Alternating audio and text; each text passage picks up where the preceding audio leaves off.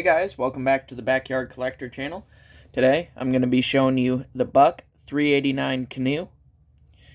Now this knife is a little different from the other Buck knives I've reviewed in the past because this, believe it or not, is made in China. I obviously don't prefer the Chinese knives, but seeing that it is a Buck, I decided I would make a video on it because I feel like this still has all the quality of an American-made Buck knife, but it is made in China. Obviously, when I can, I will still buy the American-made ones, but I didn't buy this. This was my brother's knife, and he just gave it to me so I can make this video. But this has been used a lot. Well, I wouldn't say a lot, but moderate use. It's been sharpened before, I'm pretty sure.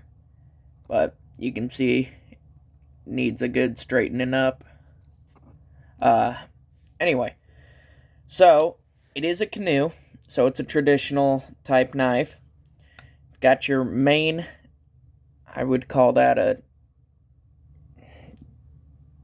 drop point, maybe a spear point.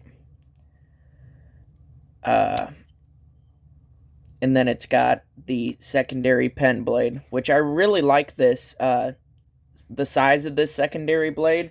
I'm not a huge fan of small blades, like secondary, but this is a good size. If I wanted one, this is the size I would want.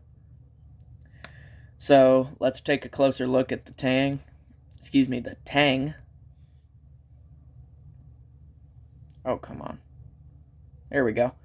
Buck 389, and that little symbol is the date symbol. I looked up Buck's dating chart, and this is 2015, so that's when this knife was made. Nothing on the back.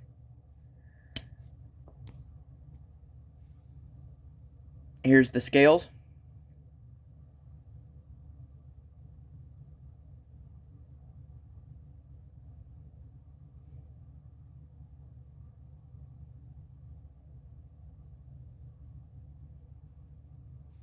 Alrighty.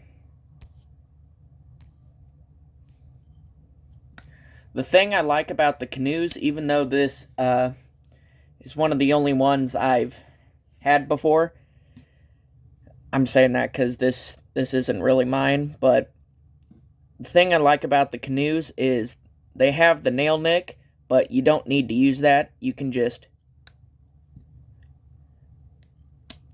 use your fingers, kind of like the Buck 110. So that's what I like about Canoes. And then they feel good because of the canoe shape. So, alright, that's my video on the Buck 389 Canoe. And if you enjoyed, be sure to like and subscribe, and I'll see you next time.